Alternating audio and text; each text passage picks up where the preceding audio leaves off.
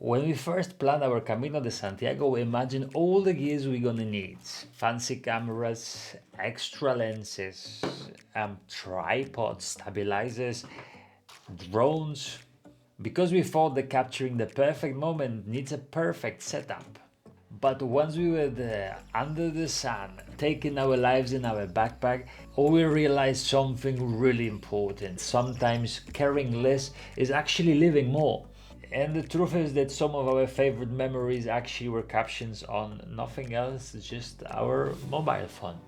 So today we're gonna show you the best and the easiest ways how to make your Caminos, photos and videos look totally professional, using just your phone if it's all that you have. I'm Ricky from Caminotellers and this is the best Camino de Santiago gear. And of course the cameras have the magic. The good mirrorless camera doesn't only give you this richness of color and also the depth of field and the cinematic look, but gives you this idea that you're in charge of making your own movie. But the phones that we carry today, let's just be clear, they're extraordinary, fast, light, and always ready to use in the moment that you really actually need it. So if you're wondering, is the phone good enough? Let me give you a list of videos made only with an iPhone. And not just the newest iPhone 16, 17, but rather iPhone 6 or 7. Tangerine, shot on an iPhone 5S. Unsane, or shot on the iPhone 7 Plus. And really soon in our cinematic journey of Camino de Santiago realized it's not the device that tells the story but actually the person behind. But it's truly understandable that you really want to take with you the camera, especially if you already have one. So there are a few things that really stands out after the years of carrying our backpack full of gear, especially take only one universal lens, maybe the one with the zoom 16 to 80, 22 to 70, whichever you found, whichever brand you use, does not really matter, but have this variety of open wide shot with something like 16mm lens and also the deepness of the depth of field, maybe choosing the lens which could be a 1.8, 1.4 or 2.8. And let's do the quick comparison of the main points, camera versus phone. The cameras are high image quality, a manual control, great in low light. What is the cons? Definitely the heavy, fragile and slow you down. Pros of the phone, without any doubt, the lightweight, always ready, incredible quality for everyday moments. But there are also some cons. You have obviously less control and at the same time it also struggles in the low light conditions. So the truth is they're both really good. The question is what type of journey you want to have and why you're using the camera for, which we'll discover in the next point of this video. By now, there are no wrong choice. Whatever you do, let it adjust to the journey that you're planning to have. So choosing the gear isn't about just the cameras on phones, it's about how do you want to walk your Camino journey. If you're here to create, to film a documentary, to tell the story to others, so carrying a little more might make sense. A camera can help you to frame the journey you plan to share with the world. But if you're here for something more personal, to slow down, to reconnect, to listen to yourself again, then maybe carrying less will feel lighter on your shoulders and at the same time on your heart. The important thing is actually to be honest with yourself before you pack and before you press record.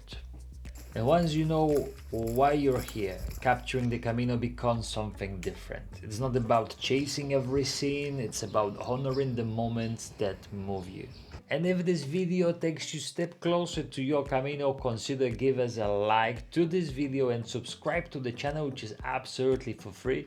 It's like a first stamp in your pilgrim's passport, which you actually stamp to us. So the Camino gives you the best lights, the best stories and the purest moments. You don't have to force anything, you just have to notice. The tip number one, trust the lights. There is a concept of the golden hours, which is just in the morning when the sun is rising up. and just when the sun sets down. This is the moment when your photo's gonna look just like from the art gallery. Walk a little slower in sunrise and walk a little slower in sunset. Simply let the soft light do the work for you, the golden hour, stabilizing with what you have. Sometimes the big issue is that the photos, especially the videos, can be a bit shaky.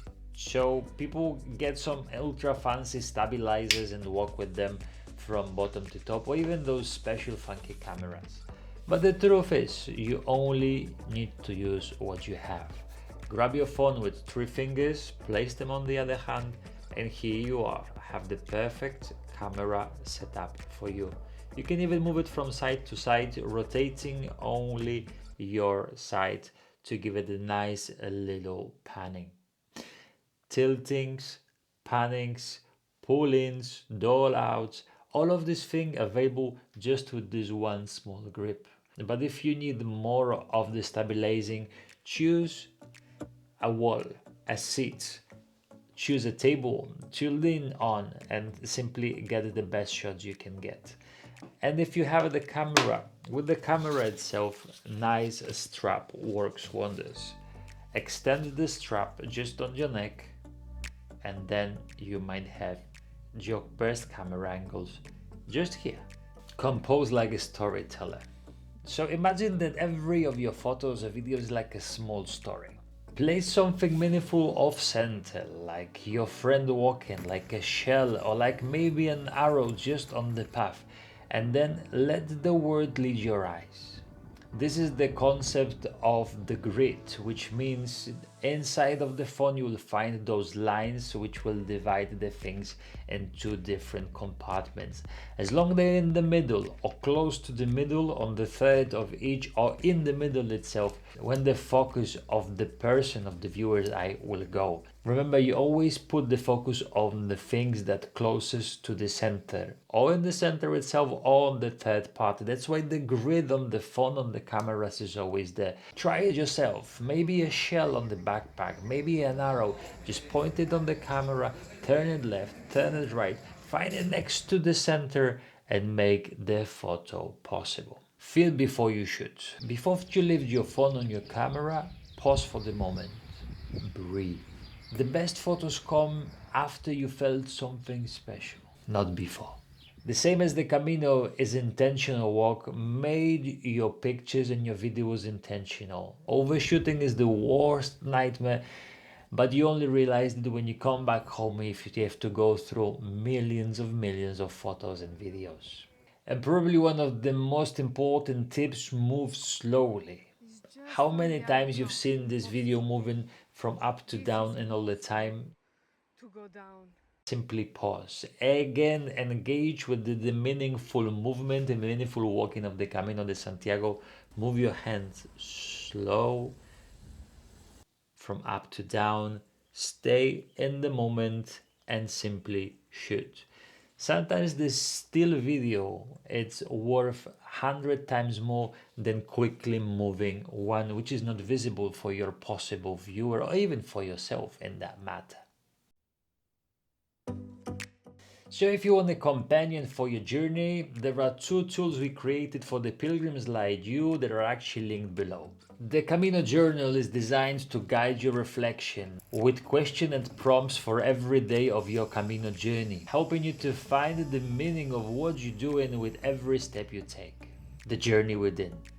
And if you're looking for extra support before you set out of this unforgettable journey, we also have the pre-Camino support program which help you to prepare for your Camino in a more particular, more crafted way, not only physically, logistically, mentally, but also soulfully. There is an entire process with videos, live sessions, and one-on-one conversations with a like-minded group of people that will help you to find your best way and live this experience of Camino de Santiago the only possible way, unforgettable and transformative. So you will find everything that we talked about in the link below. So, and if the heart is guiding you towards us, we'll be more than honored to help you to prepare for your journey.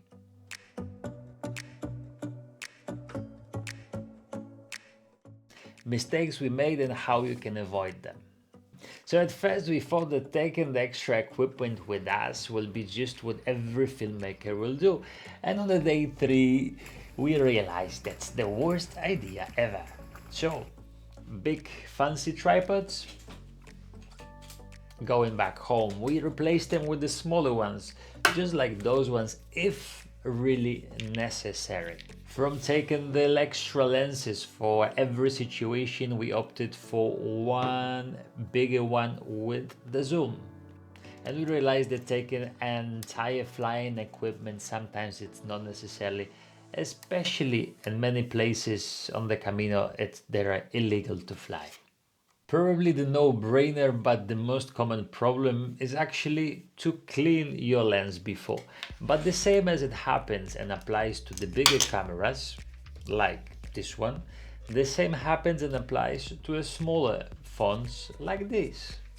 And this is the worst thing that could happen. You find the perfect spot, you find the perfect place, and then you stick your fingers full of the sun lotion just on that, and your photos are naturally mystical and foggy.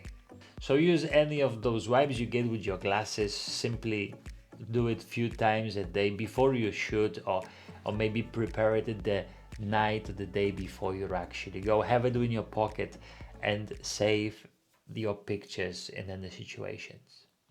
So you see, at first we tried to film everything, and just after some moments we realized that we actually not experiencing anything because we're missing all the moments that are just there waiting for us. Instead of the conversation with the fellow pilgrims, I was more absorbed into shooting his feet, or maybe him talking about something without knowing who he is and what he wants. So maybe choosing those 5 or 10 best places and the moments during the day when you want to use your camera, so will allow you to live the Camino rather than shoot the Camino.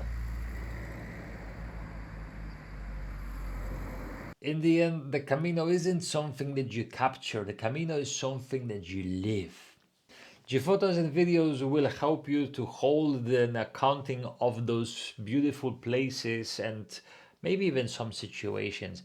But the most memories will be present only if you fully live them, fully if you experience them, immersing yourself in that conversation and that food you're trying for the very first time, and maybe in that sunrise that you simply contemplate. Use what you have, walk lightly, see things with your heart first and then with your camera the second. And the moment you want to press the record button, be sure that that something is worth and special to capture.